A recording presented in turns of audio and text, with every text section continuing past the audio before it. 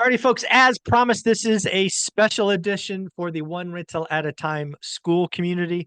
Dan Bird and I's plan for the hour together is we're going to spend 20 or 25 minutes looking at the 17-year cycle. This is something we have discussed the last 2 weeks in brief, both the 17-year cycle for the stock market, real estate. There's a lot of people pointing at 2025 as being a disaster. We're going to see if there's anything to that 17-year period. Again, we estimate this taking about 20 to 25 minutes, at which point we will allow all of you to ask questions of Dan directly about stocks, ETFs, whatnot. I strongly suggest if you have a stock that you are interested in, put it in the chat now, because as always, I will go top down. You also should have an opportunity to raise your hand and ask a question directly if that's your desire. But I strongly suggest loading up the chat right now because we will go top down. So, Dan, thank you very much for doing this. I know the audience appreciate you as I do. What have you uncovered about the 17-year cycle? All right. I did a little research on that, and what I found was everyone seems to have a cycle.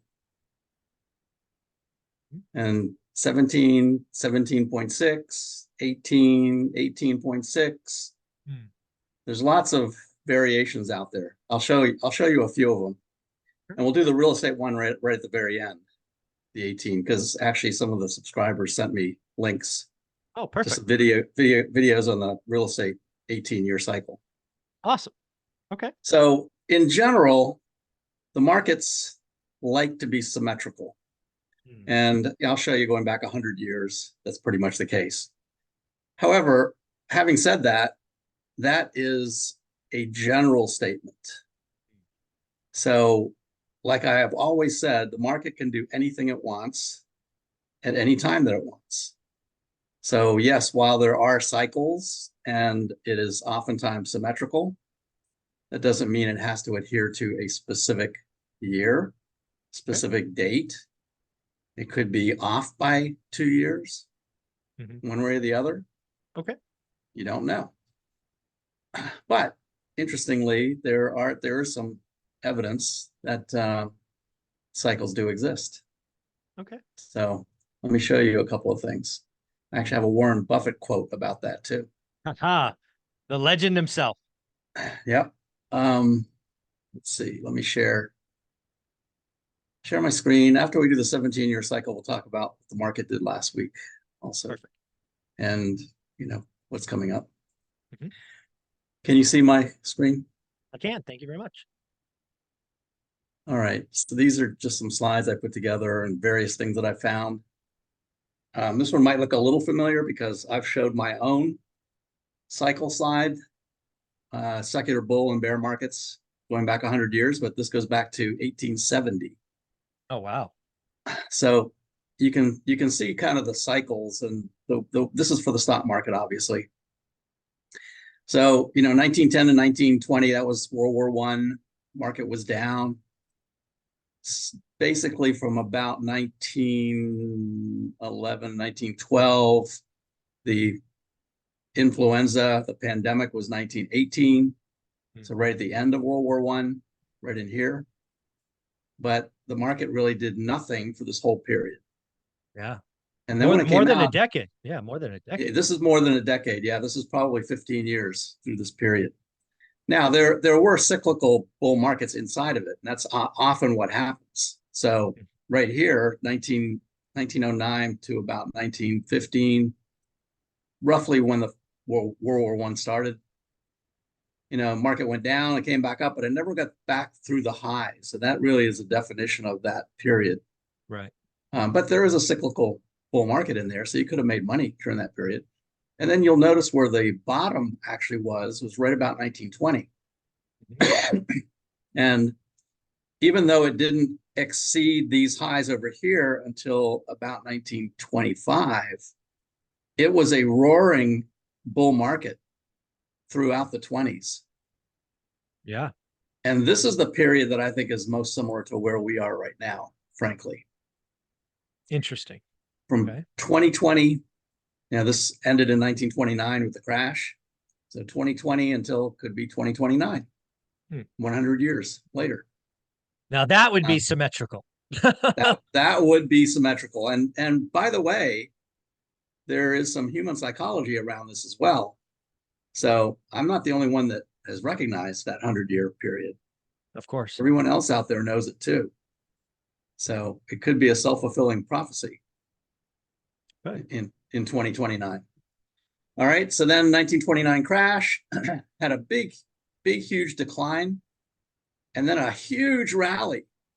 In fact, it went up even higher than where it was when the market crashed. Yep. Now, in 1929, the depression didn't occur because of the stock market crashing. There was something like only 10% of people were invested in the stock market in 1929. So while it did cause a lot of pain, it was not the reason for the Great Depression. There were lots of other reasons for that. But there was a huge rally. It actually went higher than where it crashed. And then right around 1933, which is really where the Great Depression, the crash, Great Depression, World War II. Then it went sideways right here into World War II, into the end of the war, and then started to rally there. And we got another secular bull market in through this period. Sure. All the way up to officially 1968, but I'll show you Warren Buffett's quote where he believes in 17-year cycles also. Okay. So it went up and it went sideways from there until 1981. So 1981 is right about where that low is. And from 1981 till 2001, right here, we had another secular bull market. So and another lost decade. 20 years and then another lost decade. So the lost decade, so there's 2001, there's 2008, and there's 2013. Got it. When it broke out. But the low was in 2009 right here. So these are generational lows. 2009, 74, all the way back here in 1931. So, you can start counting this from 2009, 20 years makes it 2029, coincidentally. How symmetrical is that? Yep. You can count it from the breakout in 2013, which is officially probably where it's counted from. And then if it's 18 years, we're at about 2031, but somewhere in that, roughly in that period. Got it. All right. So very symmetrical. So let's look at the next one. This is kind of a busy chart. This is one that I found, and this shows shorter markets inside of longer ones. So I took this chart and I put in the secular bull and bears. So I added this down at the bottom. So these are the secular bull and bears, similar to the chart I just showed you back there. We're in a secular bull right now, and we're way up, exceeded all of these right now. But you can see in the secular bull periods, the recessions are short and shallow. Right. And in the secular bear periods, recessions are deeper and longer and even more numerous. Right. Yeah, so that's one of your calls. Even before this presentation, you've been Right. thinking recession's coming, but I've certainly shallow, but probably also short is kind of where you're at right now. Yeah. And my projection is 2025 for a recession. Right. Okay.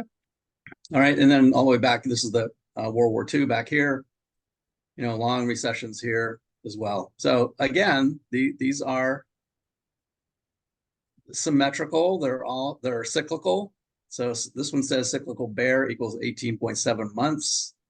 Cyclical bull equals 49.8 months. But those are cyclical, remember, not secular.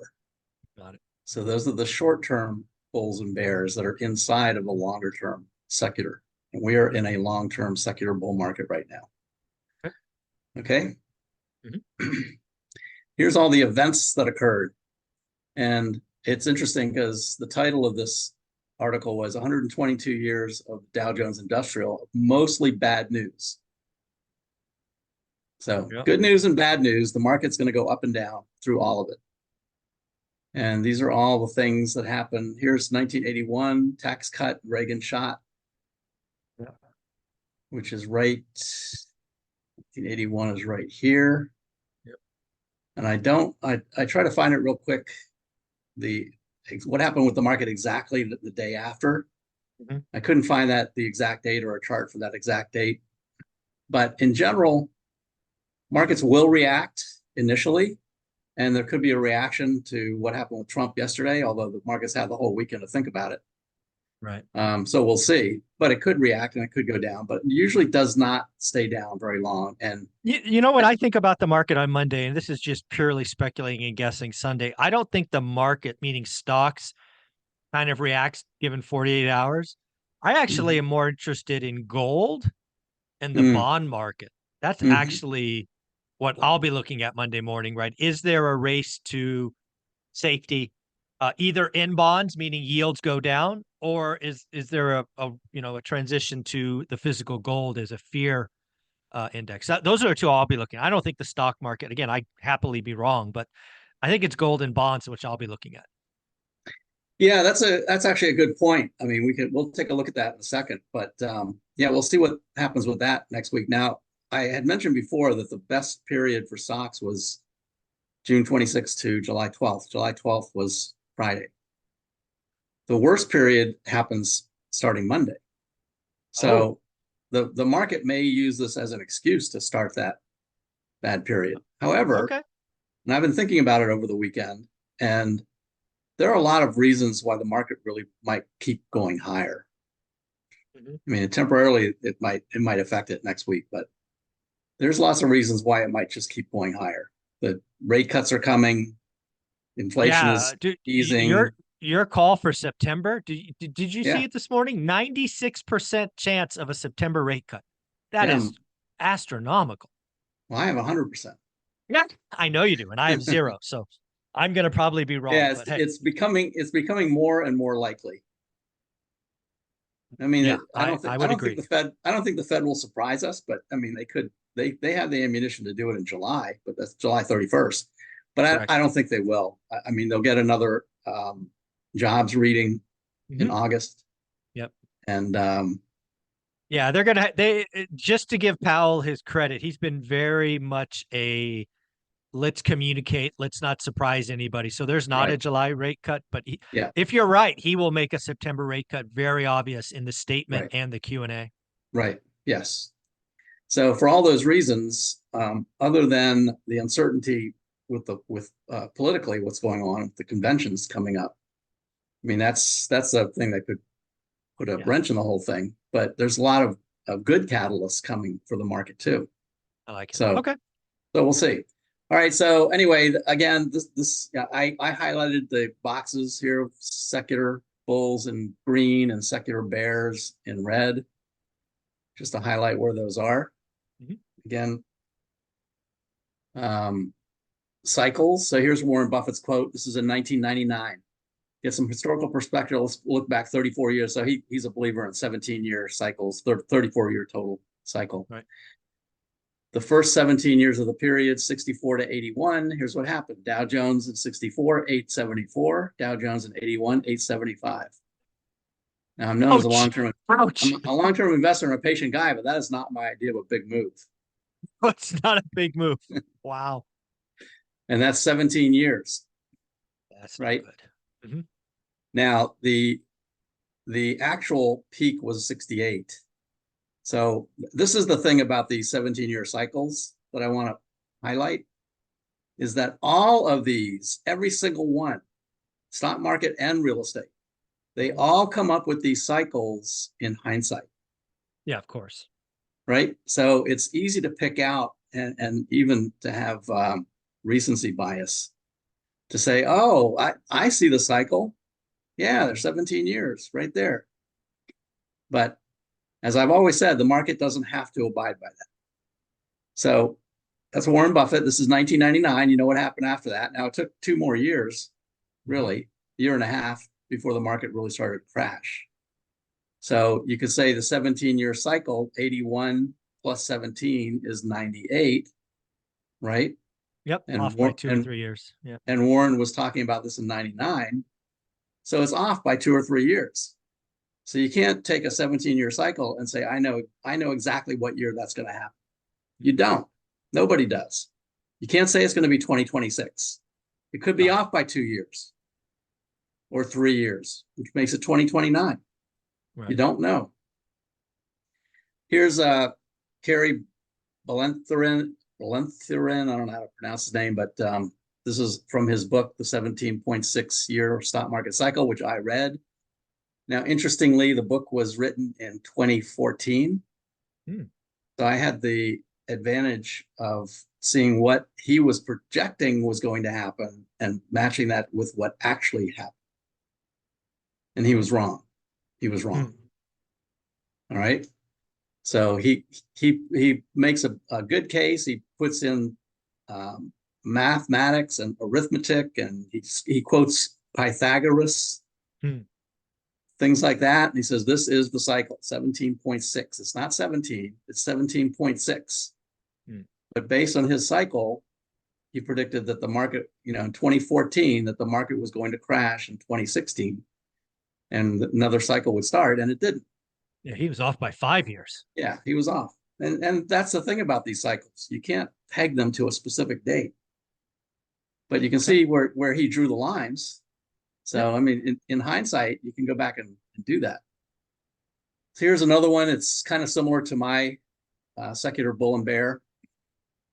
15 to 20 years of economic boom, followed by 10 to 15 of downturn consolidation. So mine, I said 18 to 20 for secular bulls, about 12 for secular bears. So that kind of fits into this cycle. Okay. Right. So, I mean, you can see the cycles, but the dates, they're off by a few years in all of these cases. Here's 1968, just to show that was the peak. It wasn't 64. This was, we talked about this last week when Johnson stepped aside in March 30th. The market actually went up in 68, but from 68 on, it basically went down. Right. Pretty significantly. Yeah. Big time went down. So 68 was the peak. So here's the real estate 18-year cycle that folks sent me some videos. I appreciate that. I really appreciate people sending me things that they find. But this, I took these right out of the video. So it basically, the idea here is that there's 7 years, a slow period of growth, and then a fast period of growth over 14 years, and then 4 years of decline for a total of 18 years. Got it. Okay. And then down here, it kind of shows that. So 14 years up, 4 years down. So based on this, the peaks were 72, 89, and 2007. And those were pretty close to where the peaks were. Sure. For real estate. And then 4 years decline brought it down to 75, 93, 2010, roughly, and then starts back up again. Now, this is from the same video. So he says that house prices peaked in 73, 89, 2007. You can see that right there. Following the peak, the lows were 58, 77, and 96. And this was done in, I think it was 2011 when this chart was done. And it says possible 2013 for the next trough. Okay. The trough was actually in 2012. Yeah, 12. So that's pretty close. But again, it can be a year or two off, one way or the other. So average period between the peaks and troughs is 18 years. So if this was the peak and this was the peak, 2007, then the next peak should be 2025 or 25. 25. Okay. 2025, 2026, somewhere around there. But keep in mind, I mean, based on the cycles, that could be true, but keep in mind, it could be 2 or 3 years off. It doesn't mean it's going to be that year. Right. Okay. So it's good to keep these periods in mind, but you just have to realize that you can't peg a specific year. You can't say, oh, I'm gonna sell everything in 2026. Because you could potentially lose out on another 3-year run. Right. Or it could crash in 2025. Right. Yep. So the next one I'm going to show you is really interesting. And I don't know if you've seen this before. This is the Benner cycles. I have. Yeah. Samuel Benner from the 1800s, 1875, he published a book forecasting commodity prices. He was a farmer. So he took things, with weather and sunspots and things like that. And the way that to use this is during the panic years, which is these years on the top, buying or selling a stock irrationally until its price skyrocketed. All right. And then the good times, the ones here in the center, he says that's the time when you should sell. When you get to the good times, you should sell. The hard times are the ones at the bottom, and that's when you should start buying. Okay. So buy low, sell high, basically. So the idea here, and it's kind of counterintuitive a little bit. The idea here is, you see 1999 at the top up here. That doesn't mean that is the top of the market. That just means that's when everything gets overly frothy. Okay. Overly exuberant. Okay. The actual time to sell in this particular case actually was 1999 or in that area. Again, these can be off by a couple of years. So you can see 99 would be the time to sell. 2007 would be the time to sell. 2016, it says, would be the time to sell. Now, 2016 was the beginning of a pretty significant rally that rallied right into 2018. So 2 more years it rallied. There was a cyclical decline in 2018, and then it rallied again until the pandemic. So that would be the time to sell. 2016, that would have been too early, 2 years too early at least, maybe 4 years too early. 26, there's your 2026 right there. Yeah. Benner cycle says 2026, that's the time to sell. But they're not exact dates. Right. And the time to start buying then, 2023. Well, guess what? 2023 was a banner year for stocks. 2022 was a cyclical bear market. The market went down almost the whole year. 23 is when this whole bull started up, right in the beginning of 23. So according to this, that's the time to start buying. And sure enough, that actually was exactly the time to start buying. Right? Yep. So in 2023, if you start buying there, 2026 is when you should start selling. 2032 is the time you can start buying again. So there might be, another trough in 32. And then it goes all the way to 35. And 35, again, remember, this is when everything gets overly frothy. Irrational exuberance takes hold. So from 32 to 35, according to this, there's going to be a huge bull market and everybody's going to be buying like there's no tomorrow. Like I would submit they're actually doing right now. Yeah. Anybody remember the AI boom? Yeah, exactly. Yeah, right. Okay. So that's basically how this whole thing works out. And this actually is fairly accurate. This shows you the number of years in between each of these. 9 years here, 7. So it's not. Yeah, it's certainly as accurate as the other two. And this young man wrote this in 1875. So right, exactly. And you could keep running this out, and notice that it's not, these two are 18, these two are 16, right? So it's not exactly 17 or 18, right? So okay. you can pick roughly a date. So 2026 might be roughly a good date to think about. I think 2025 we're probably going to have a stock market decline and a recession, and then that might affect housing prices by 2026. But it could be earlier, right? So all of that is very interesting. Let me show you before we open it up to folks. I'll go to my website for anybody that's interested, breakpointtrading.net. This is what I'm going to probably use today for the questions.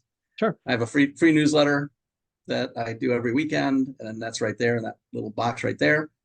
But let me go to my charts page and show you the Case-Shiller chart right here. So here's the trough. Remember I said 2012, he said 2013. There's the trough right there, 2012. Yep, for sure. And if 2025, 2026 is going to be the peak, you can see right here, we had a little decline in 2021 to 22, but it's taken off again since then. So this could very easily peak out again in 25, 26 and do, similar to what this did. Now, I don't think it's going to be as dramatic as 2007, which is what this period was right here. So the peak really was in 2006 really was the peak. Yeah. And then the trough was 2012. So that was about 6 years from peak to trough. Yeah. That other thing said 4 years, but you can be off 1 or 2 years. Yeah, it's going to be really interesting watching housing again. I think again, my current stance is we got all our appreciation in 3 years, and it's going to be rather boring and sideways. Yes. Now, of course, that's in nominal terms, not real terms. Nominal terms sideways. Right, and that's not a bad thing. No, sideways is not a bad thing. No, I agree. A crash like this is bad. Yeah, because that affects everybody. That affects everyone in the whole economy. Agreed. But sideways movement would actually probably be helpful. Probably would be healthy, in fact. Oh, I would absolutely be healthy. And again, I go back, folks, to watch this. They know I have my 54-year spreadsheet. I go back and ask them to look at 1978 to 1990, 94. The market essentially went sideways. So take a look at that. Yeah. 78 to 94. How many years is that? That's 16. 16. So almost 17, but not exactly. It's a year off. Yep. So I wouldn't go by any specific date. And one thing that I have on my website, and this is available for anybody, you don't have to be a subscriber. It's right on the homepage. Down here at the bottom is my secular bull and bear markets right here, going back to 1990. So like I said, if a secular bull lasts 18 to 20 years, this one should take us to 2029 to 2033, somewhere in that neighborhood. I'm not giving a specific date because nobody knows. Nobody knows. However, I will give you advance warning that it's coming. And when these indicators here start to turn red, like they did back here for the secular bear market, that will be the advance warning that we're getting close to that big decline, or this is basically a sideways movement. That's what secular bears typically are, sideways. Like Warren Buffett said, made 88 cents in a 17-year period. That's wild. I had not picked that out. Yeah, that is sideways. Yep. All right, but this nobody can predict exactly when it's going to happen, but this will show you when it's coming. Yep. These indicators will give you advance warning at least. And again, you update these every week. Every week, yeah. You can see the date up here is July 12th. So this was just on Friday. Yeah, very cool. All right, Dan, you ready for some questions? Sure. Awesome. As expected and always do, we go right to the top. Karen with the first question. What do you anticipate happening with Broadcom and NVIDIA, especially Broadcom? I think both of these have just done 10-for-1 stock splits. I don't know if Broadcom's done it, but they certainly announced it. But what do you see in Broadcom and NVIDIA? Yeah, I don't think Broadcom has done theirs yet. They're at 1,700 right now. Okay, so coming. Bigger. Yeah, their split is coming. What I think, and interestingly, let me talk about something real quick, because what we saw Thursday when we got a good CPI number is the market sold off. It did. Yeah, some people were saying that was a rotation. Some people said it was short selling or short covering, excuse me. I don't know what your thoughts are on all that. Well, a sell-off is not short covering. Well, people were losing money in the short, so they had to buy. Well, that would have been Friday. Oh, okay. All right. Short covering makes the market go up, not down. Right. That's what I'm saying. It was selling the 7 tech and buying the Russell. Right. We saw rotation. That absolutely happened. Yeah. So if we look at growth versus value, so here's what happened on Thursday and Friday.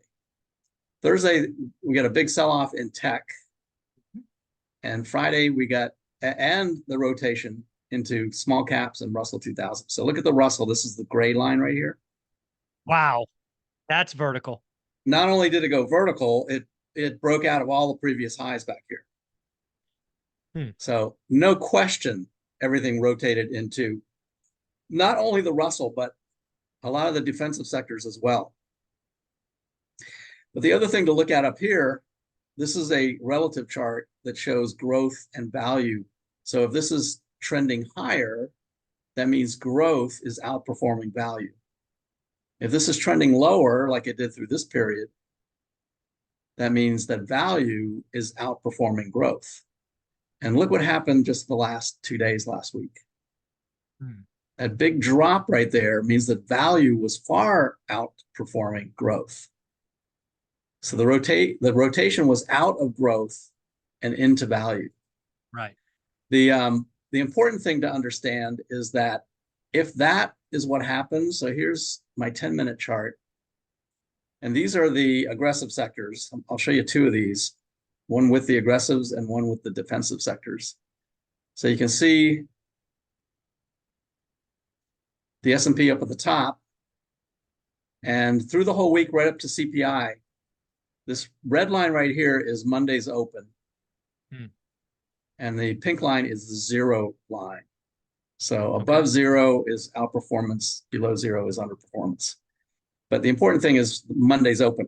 So all through the week, technology, which makes up 30% of the S&P, was above Monday's open. And all these other ones, discretionary was kind of like just running right along with it.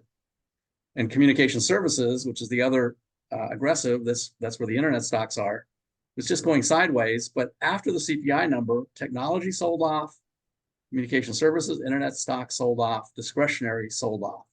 Hmm. But financials went up, industrials went up. If I look at the defensive sectors, healthcare went up. So healthcare actually liked that CPI. Staples went sideways. Energy went up a little bit, but didn't hit Monday's open. But utilities, which is the most defensive of all the sectors, wow, had a huge run. And materials, which is where gold is, as you said with gold, right, materials had a huge run as well. So that implies, especially with the shooting on Saturday, like you mentioned, this implies that gold might actually take off on Monday. Okay. And we have one more thing. We'll go to the next question. Okay. I have these trend models, which shows you the short-term, medium-term, and long-term trends of indexes, sectors, and Magnificent Seven stocks. And gold is one of these here. So you can see gold on July 9th. So if it's highlighted, that means it changed last week. Got it. So that means this changed from down to up on July 9th. And if we look at gold, you can see right there, gold had already started its run. So the pink is the short-term trend. The blue is the medium-term trend. The red is not even on this chart because it's so far back. Right. That would be the long-term trend. But both the short-term and the medium-term for gold have just turned up. And I suspect you're probably right. Gold might actually break out higher. And here's bonds. There's bonds. So this probably will also, it's very similar to gold, actually. Mm-hmm. So here's the breakout would be right there. I think both of those will break out on Monday. But if you had been following the trend models, you would have got in right here. You would already be in. Interesting. Because next week is probably going to gap higher. And gotcha. Here's the 10-year Treasury, which should go the opposite direction, but it's already been heading lower. Yep. So you can see the short-term trend for Treasuries would have been last week. It already is heading down. So this already gave advance warning to get into those even before things happen over the weekend. Very cool. Well, right, again, I'll be watching gold and bonds really Monday morning just to see what take the temperature of the market. How for me, it's kind of like the fear gauge in reality. How are people rotating in or out? That's what I'll be looking at. Yeah, and on the fear gauge, the VIX also is a fear gauge. Yeah, the VIX has been ridiculously low. Yeah, it's been so low. It's comatose. Yeah. Yeah. So this is something that might start to take off as well. If that we'll see. If that fear gauge kicks in, yeah, then the VIX might also start to take off. Very cool. Question number 2 from Trade Better. Is it all sectors in the market that are worse over the next few weeks? Is it due to low trading volume? Or you're talking about the next 2 weeks being rough? Is it trading volume or Yeah, what? that's a good point, and I do want to finish the first question because I never get to NVIDIA Oh, my and bad. Sorry, NVIDIA. Sorry. Broadcom, but I'll get back to that in a second. But yeah, that over the summertime, it traditionally, historically, it's been always been low volume. So what that means is the market can get pushed around easily. That does not mean that it will decline. It just means that it can get pushed around more easily because there's low volume, very, very low liquidity. So it could go up unnaturally just as much as it could go down unnaturally because the volume is low. So you can't really figure out what direction that's going to be, but yes, volume can certainly move the market because it usually is low at this time. Let me real quick look at NVIDIA, which is in the Magnificent 7 here. So NVIDIA right now is sort of going sideways. You'll notice that the earnings is on August 21st. Yeah, and 6 weeks away still. Yes, and NVIDIA has a history of rolling up into earnings, usually about 3 weeks ahead. So I would start to watch it around the end of July. NVIDIA might start to tick higher, which it typically usually does before earnings. I think their earnings will probably be good again. It's going to be interesting. It's going to be interesting watching NVIDIA because I think you're right. I think revenue / earnings could be okay to good, but again, it's going to be the guidance. That's what, in my opinion, might trip NVIDIA up. It's going to be the guidance. Yeah, even if they just. I don't think the next one that will be that case. Okay. I think they will still have strong guidance. There's still lots of companies buying NVIDIA chips. Yeah. I saw an article about you're in Las Vegas, right? Are you there now today? No, we just got back to Mountain View, but I was there yesterday. Okay, so you know the what's that big globe? The sphere, the sphere. Sphere, yeah. How many NVIDIA chips it takes to run that? It's pretty amazing. Yeah, I mean that's the thing about NVIDIA. It's not just AI implies that they have to build huge data centers in order to do AI. Right. And those data centers all need to have NVIDIA chips, and nobody else right now has really come up with anything that could compete. Not yet. But others are working on it. One that I think looks really interesting is Intel. Oh, look at that. It had a little heartbeat. Jumped up. Yeah, jumped up right there. Intel might surprise people here soon. You know what I think about Intel? They're going to have to buy somebody, and maybe a couple of someones. Yeah, they might have to buy somebody. I don't think it's out of the question that they get bought by somebody. Ooh, let's throw that around. What is Intel's market cap these days? Oh, does that say 146 billion? Is that Intel's market cap? Yep. Oh yeah, they could. Yeah, I mean it won't be easy, but that's a lot less than I thought. It's a mid cap stock. Intel's a mid cap. Yep. Oh wow. So yes, it's possible they could get bought by someone that wants to expand into the chip area, like Oracle, let's say, or even Broadcom. Let's look at Broadcom because that was the other part of that question. Broadcom has a $790 billion. Yeah, it's a 6x, something like that. Right.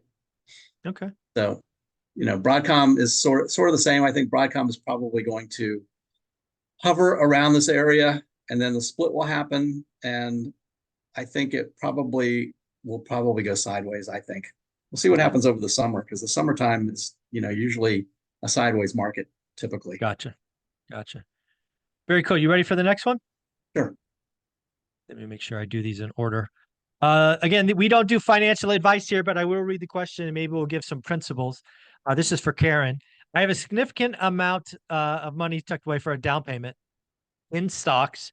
Is it time to cash out and save the money for when houses go down a bit and buy another house?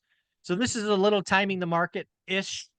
Also some kind of risk tolerance-ish questions. We don't do personal advice here, but what do you got? What kind of principles could we talk about for Karen to think about? Well, I mean, my typical answer to anyone that asks me that kind of question is I have no idea. Yeah, exactly. I don't know. I don't know what the market's going to do. But There are ways to figure out what the direction of the market is. I did have a question from one of my subscribers about, he said he had a lot of money in the S&P in 401k, and he wants to leave it there for now, but he's scared because he doesn't know, when it might roll over. But if you look at the trend models for the S&P, I mean, all you really have to do is just watch these to see when this the pink arrow appears.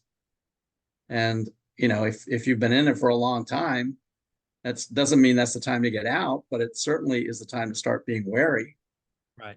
So if you have money in the stock market, you can do the same thing. She didn't say where that money was, whether it was in individual stocks or it was in the index. Right. I saw an interview with a trader, Wall Street trader, and the interviewer said, if somebody came to you and said they just won $1 million in the market, and they wanted advice on what to do, what would you tell them? And he said, just buy the index. Yeah. Just buy the S&P. Put your whole $1 million into the S&P, and you'll make 9% on average every year. So, yeah. But these trend models can help you understand or figure out when something is changing. Now, I have a market timing strategy that I actually just updated and added. I identified or specified what the rules are around this market timing strategy. And it's all based on this chart right here, which is the total market index. Now, the total market index is made up of all of these things: the Dow, the NASDAQ, the S&P, the Russell, and 3,800 other stocks. All right. Or the total thing is 3,800 stocks, but it's all of these things combined. So if you just follow these rules right here and look at this chart right here, you can see when this turns from red, you see the red area through here. Make it a little bigger. The red area through here, you should be out of the market. But when this switches and turns green, then you can get in on a long-term basis and just hold until it turns red again. Yep. And I will actually put the signals right on the chart when these things happen. If you want it to try to be safe and get out, if it looks like it's starting a downtrend, but it hasn't turned red yet, there's ways to do that too. But typically in cases like that, you would get out and right back in again. Now, this is about a 6-week period. So you'd be out for 6 weeks. This is a weekly chart. So each of these bars represents 1 week. But this is a way to, just watch things. I'm not saying you can time the market. Nobody can time the market. You will never catch the exact bottom, and you'll never catch the exact top. But if you can catch 80% of the middle, then you can make money. Yeah, 80% both sides of that's a great thing. So here's a question for you on I think it's really where to keep cash in a sideways market. What factors you consider where to store your dry powder for a sideways market? Purely cash or treasury bonds or money market? If you choose to take chips off the table, so to speak. That's question number one. Now, first, Dan, I think we should admit that you're a trader, right? Yeah. You're in and out of things very quickly, where a lot of real estate folks are maybe more investors. So when you think of dry powder, what do you recommend? Well,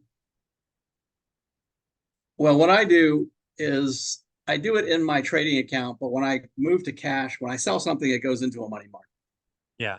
So it's just automatic, right? So that's what I do. And money markets are paying pretty good rate right now. Yeah, 5%-ish. There's the money market funds right here. Look at that. In fact, talking about this is from the Fed, St. Louis Fed. Record I high. talked about this on Saturday with a little group that I do here in my community.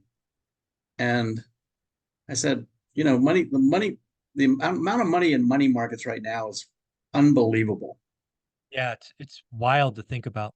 I mean, this chart goes back to 1946, 45. That is so much dry powder. Just and so much dry powder sitting there right now. This is one of the other reasons why the market might not decline over the summer. Because, well, this is not the reason over the summer, because if the Fed starts to drop rates, then the interest on those money markets are going to come down. Yes, exactly. But not significantly. No, they're talking quarter points here, guys. Yeah. That's right. So it may go from 5 to 4 3/4 in your money market. but that's really not a reason to cash out. No. And a lot of people have their money in CDs, and CDs, might have a 12-month, 13-month maturity. Yep. So Agreed. it could be another year before they start cashing that out and moving it back into the market. But when they do, it's going to supply a lot of fuel to the market when that starts moving back in. Yeah, So, and let's not forget that you've told us for 2 years now that when the Fed cuts, a recession starts. Let's not forget that as well. when the Fed, after the first rate After cut, the first cut, 6 months. yeah, 6 months before the recession starts. Yeah, that's all I'm saying. Yep. Right. Yeah. Yep. So the rate cut everyone will like it initially. Right. And then everyone will realize, oh, that means we're going into a recession. Exactly. And then, so here it is, these pink lines right here. This is the first cut, and then the recession.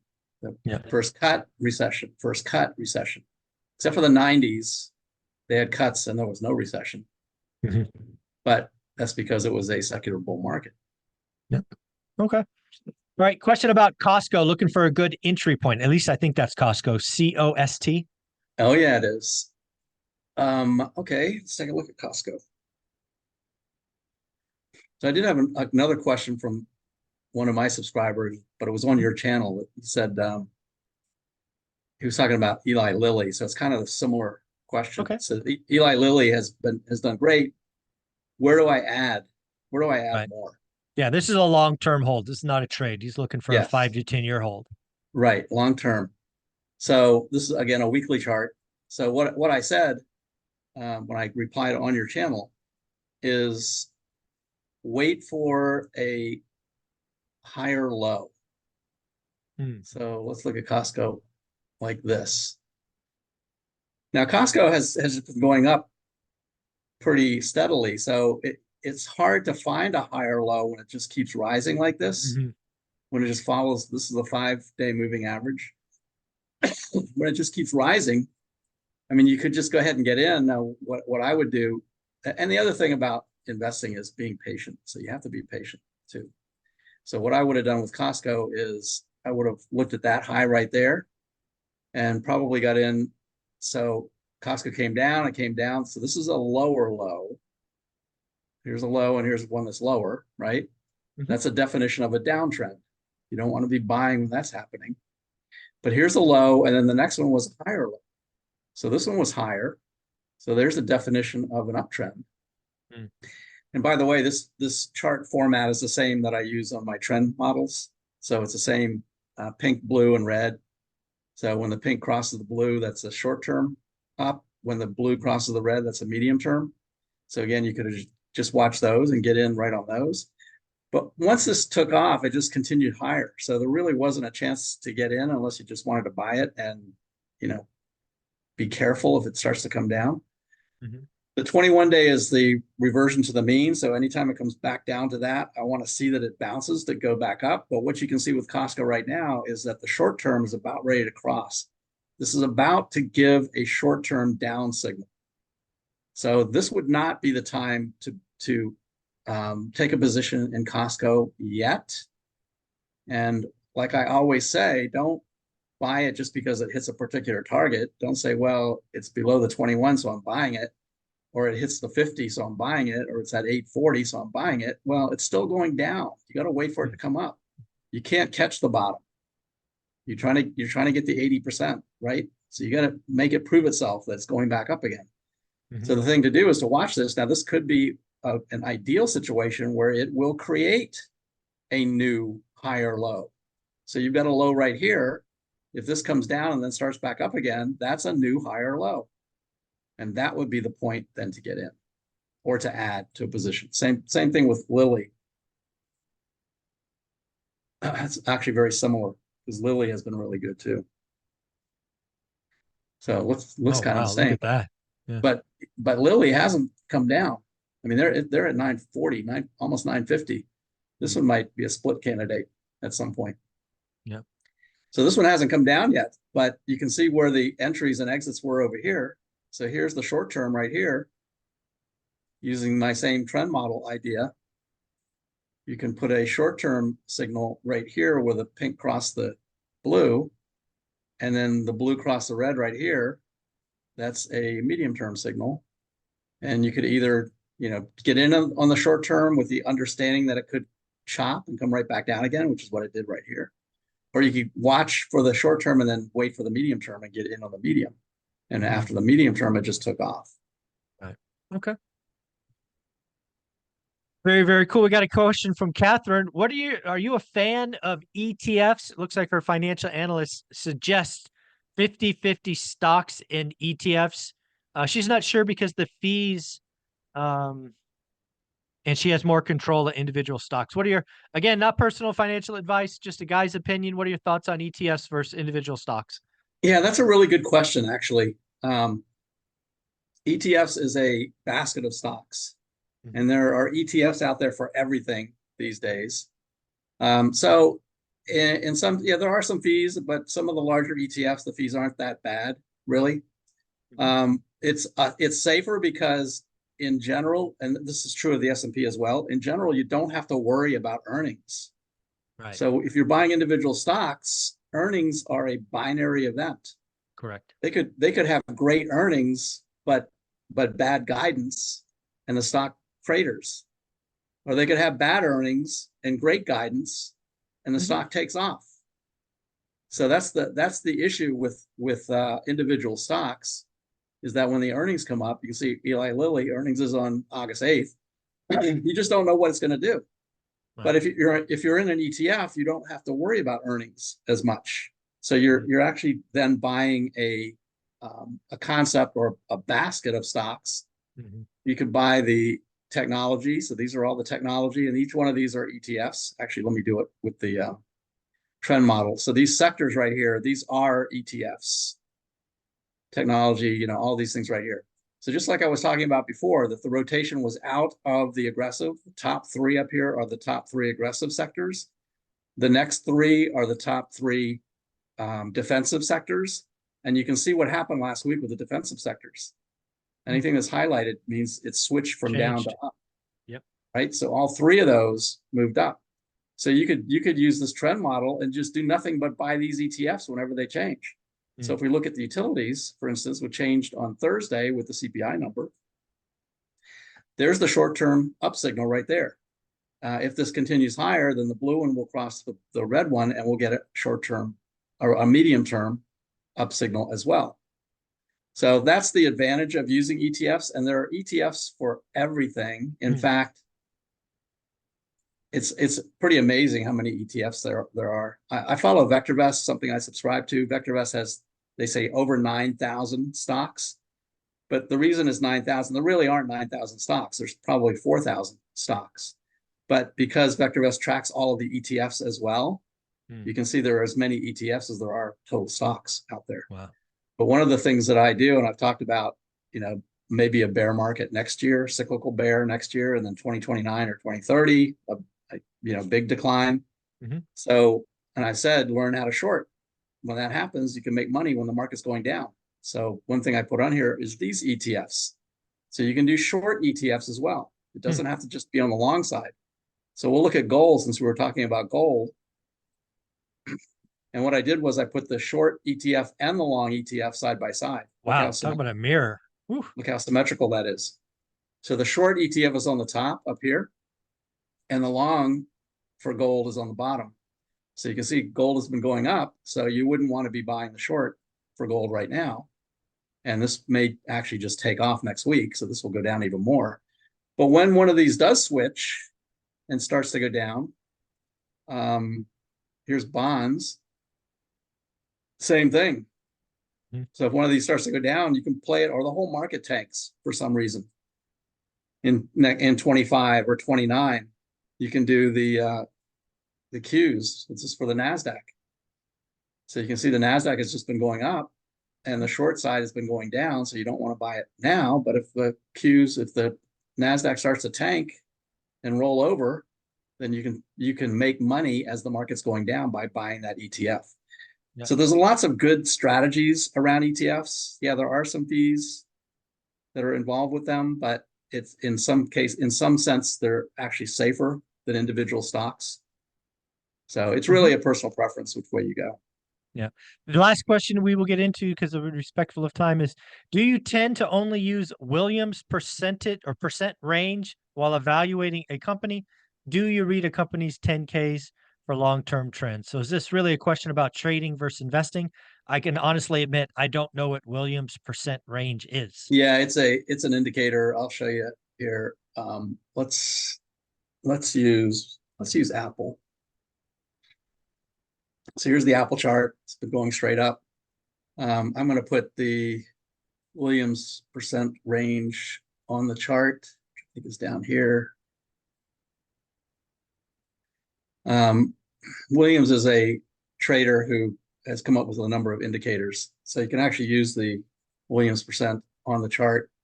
So it's this one down here. It's very similar to the RSI, Relative Strength Index. Oh, okay. As a matter of fact, if I put the RSI right next to it,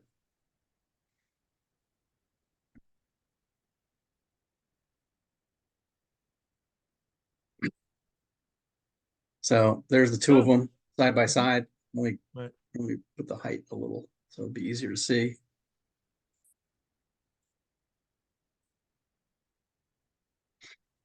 All right, so there's the Williams percent range on the top, and there's the RSI on the bottom. So Williams is a little more sensitive.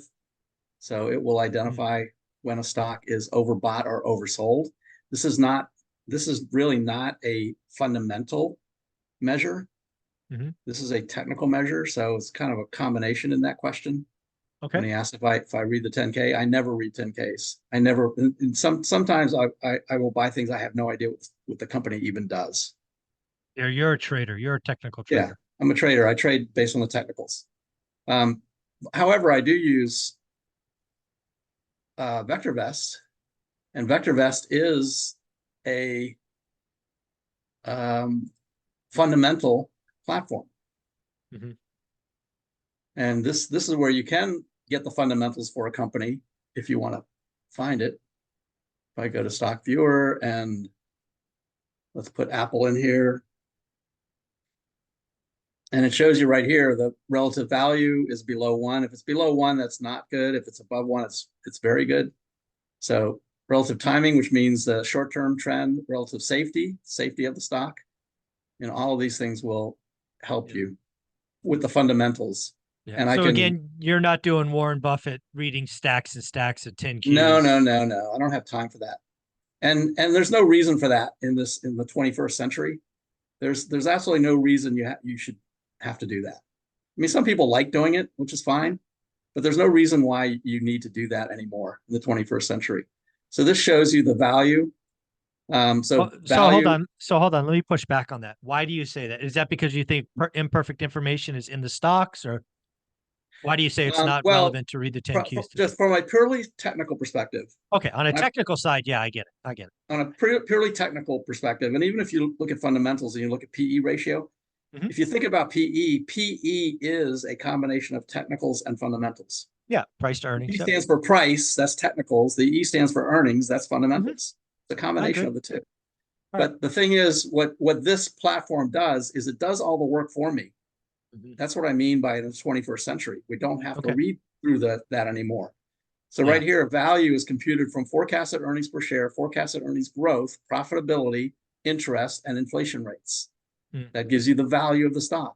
See, Apple is overvalued. Just because it's overvalued doesn't mean it's not a good buy. You know, a stock like Apple that has lots of reasons to be overvalued is still a good buy.